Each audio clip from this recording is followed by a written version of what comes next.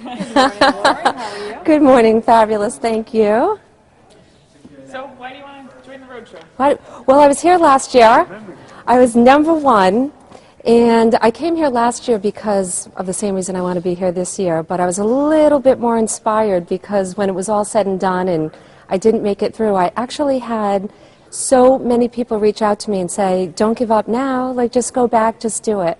And I guess the original reason, which has kind of made its way here today, is that people inspire me, the state inspires me, and I like to show it off to people. I enjoy, sharing what I know with people, and they enjoy hearing it from me, so I can't let down my fans. All right. Now, did you ever leave Rhode Island and then come back, or? I did. When I went to college, I lived in Boston, in Back Bay, which my daughter is there now. She just went off to Suffolk. So, yeah.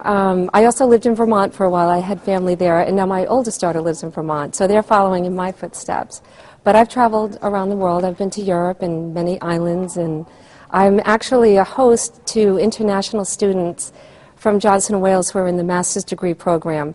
And my unofficial job is tour guide, and I acclimate them to the state. I bring them out to the cool bars and, what to wear when you get there, what not to do, who to talk to, and, how to tweet. I teach them about social media, and I kind of show them where to have dinner and where to get coffee and so forth. So that's, yeah. You are actually an ambassador for Rhode Island? I really am. Yeah, I'm proud to do that. Things that are kind of culture shocks to people who come in from out of the country and then try to live here. Well, language obviously is always like a first barrier, but for example, the Chinese students that I work with, they're taught English before they are taught Chinese, so I thought that was interesting. So when they're taught a very formal speaking, communication. When they get here, it's a lot of slang. I'm trying to be politically correct when I answer this. So what the culture shock for them is that, they're not used to people being so free with their vocabulary.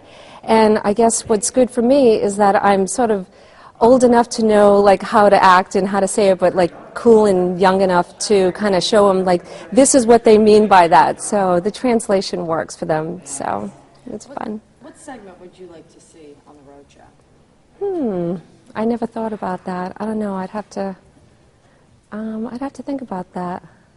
Do you have any hobbies that you like to do? Anything? I really do. I did mention that I'm writing a screenplay right now, and it's based on a true life ghost story here in Rhode Island.